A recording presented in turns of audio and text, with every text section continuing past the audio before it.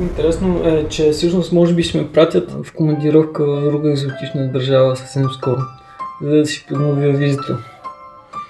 Така ли, че съм в Азия, където фрашкам с екзотични държави. Практически където и да бяха ме пратили, ще да е яко. Ако това се случи и аз отида на това място, аз съм сигурен, че си прекарам великолепно.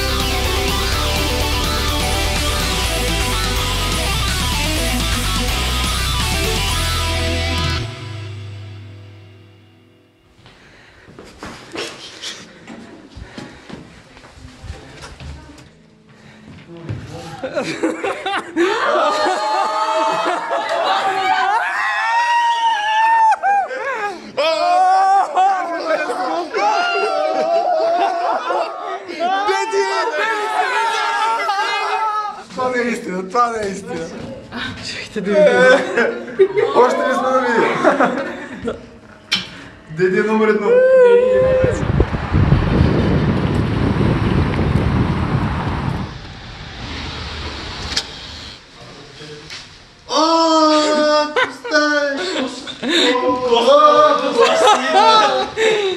Оставе! Бючи! Да, днес те споменах.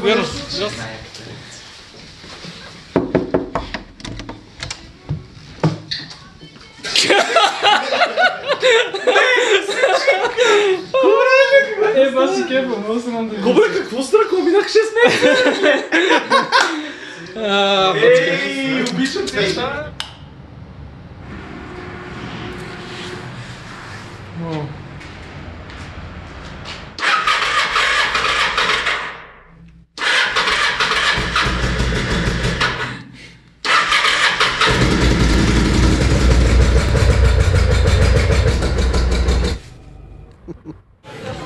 Здравейте!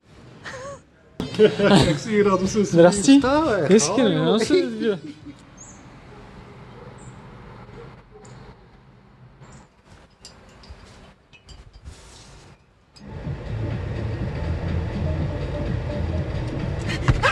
Нищо не става. Пак ли правиш видео?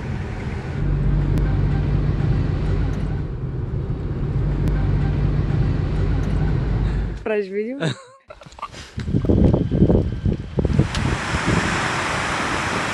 Видео ли правиш? Ще правиш видео. Може да ми направиш видео как се изпикавам на белия сняг, ако искаш.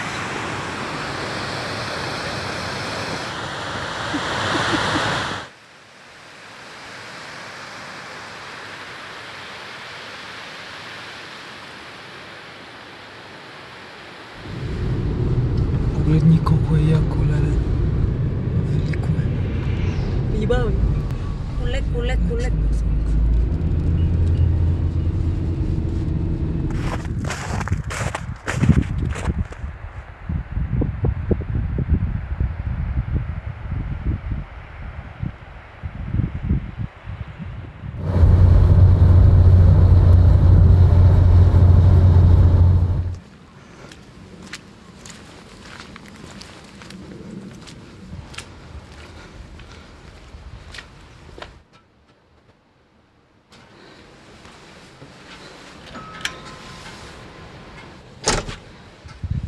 Разреди! Ти може на това! Ти гладен ли си?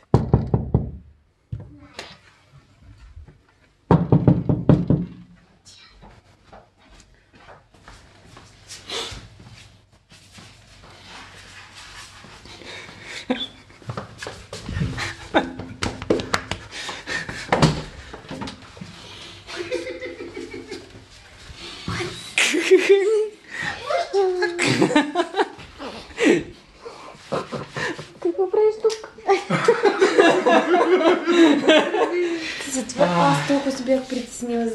Защо? Защото не ми отговаряше. Защо? Не знам защо не ми отговаряше. Тук ли ще живееш? Не. Защо? Дойдох за малко и заминавам заради визита. Кой е там? Къде имаш? Да се събуди. Здрасти. Какво става, бро?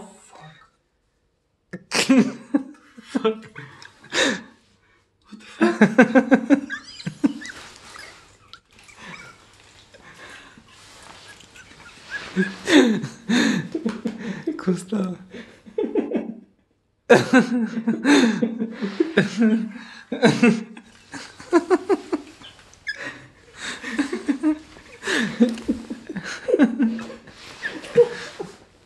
То не се стресна, аз ще да се стреснеш. Аз ще да се стреснеш, бас. Защо не се стресна? Не знаеш ли защо? Що? Защото като завивах отдолу от пристанището и видях горе на това стаята свети. И знаех, че ме чака. Но ме очаквах да си ти.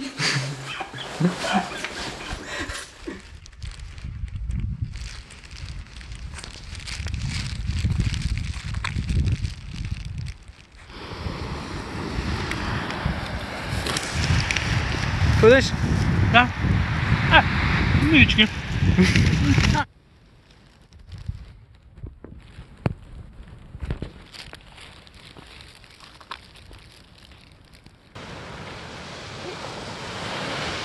Много яко.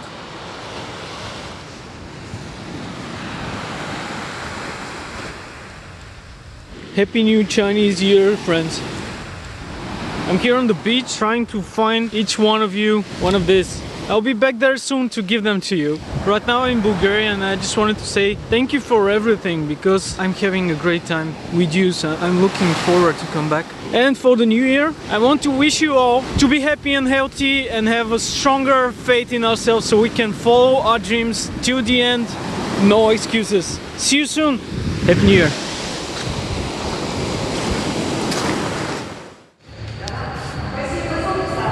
Да.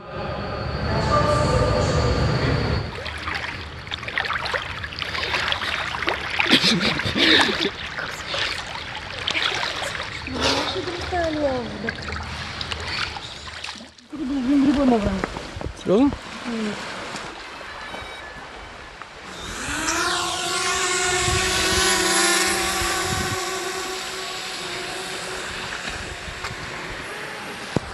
Като това в момента е на 100 метра, аз мога да на 200, ако искам. Мога и на повече. Гуваш се. Мога да качиш на 200? Не, в момента е на 120 метра височина. Мане.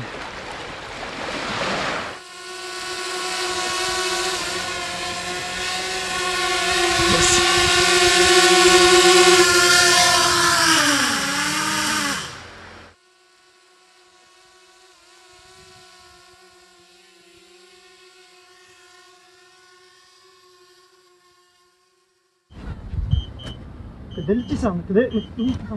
Така, окей, сега направо. Дръж направо, дръж направо. Браво, бро. Така, засили го, ако трябва той ще се плъзне. Окей, спускай, внимателно. Аба! Това е грубо. Виж, повече няма да рискуваш така. Не, като каже, че иска да се прибира, защото е battery low, значи е battery low. Той като каза battery critically low landing, аз не можах да му кажа don't land. Тоест, той тръгва да си каца. Добре, той тръгва си каца на хоумпойнта, нали? Не. Така? Когато вече каза critically low, тогава тръгна да си каца където е.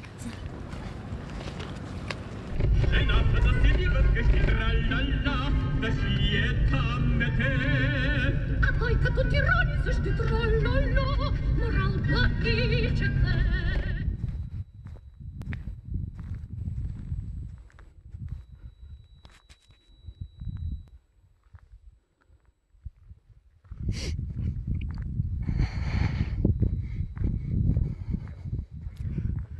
Като вървиш през гората сам, през нощта и да светнат някакви очи, има нещо много магическо в нощната гора. Начинът, по който ушите ти настръхват. Имаш чувството, че можеш да чуеш шумовете от много далече. Или примерно някъде, ако изпръщи нещо. Тогава спираш и замукваш. Наостряш уши, напрягаш се, слушаш, искаш да прецениш какво е това животно.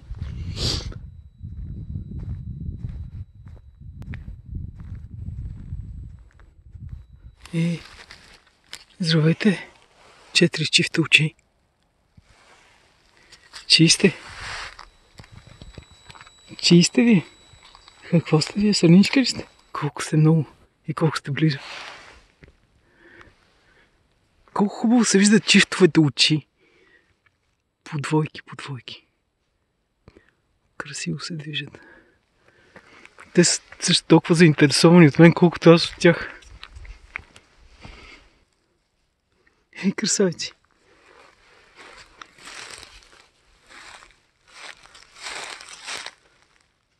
Благодаря, че дойдохте ме видите. Толкова хубаво. Това странни животни в гората просто велико. Велико е. Вау! Колко е хубаво. И очите им дори да не ги виждаш, дори да виждаш само отражението на очите им. Такава магия. От време на време имам импулса да си го причиня това, да се хвана и да отида някъде сам в гората. И да вървя просто, и да изследвам, и да се чувствам като някакъв приключенец. Все едно, че кой знае какво ми се случва. Всъщност, това си мислих преди малко как ние повече не се чувстваме част от гората. Не се чувстваме част от планината, не се чувстваме част от природата. И когато сме някъде, се чувстваме все едно не сме на място. Всъщност нас мястото ни е тук. Нямаме нещо, от което се страхуваме тук. По-скоро точно обратното. Тук са нещата, за които трябва да се грижим, които ние не правим, които дори аз не правя. И би трябвало да ме е срам от това.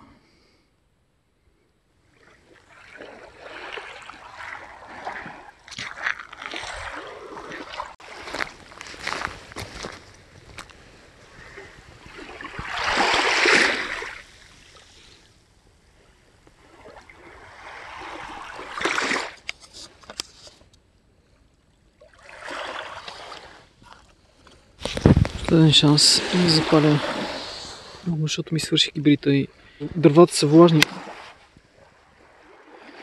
Днес се иска прошка и се пали огън. Запалих огън, поисках прошка. Има за какво. На мен е трудно да си простя за момента, когато съм можел да бъда по-добър човек. И да съм бил повече това, което съм си мислил, че съм. Мисля, че моята задача в живота в момента е да се науча да се обичам. Колкото и да е банално това, имам чувството, че е точно това, което е важно за мен в момента.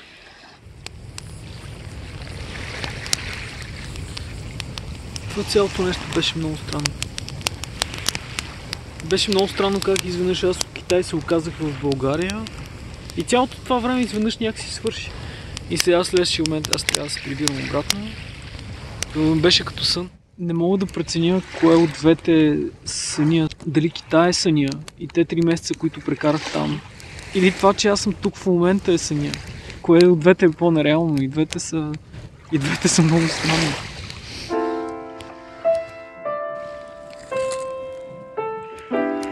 Остават ми още 3 месеца там. Всъщност стигнах до средата на това пътуване. Още толкова. А колко много неща се случиха, когато дните ти не се повтарят и не са еднакви с предния. Времето се усеща едновременно по-бързо и по-бавно. По-бързо, защото нямаш време да си поемеш въздух и нямаш време да се усетиш как ти се повтарят дните. А по-бавно, защото се случва адски много всъщност. В сравнение с някакво ежедневие, което се повтаря. И е странно чувството да бъде едновременно бързо и бавно. Едновременно много и малко.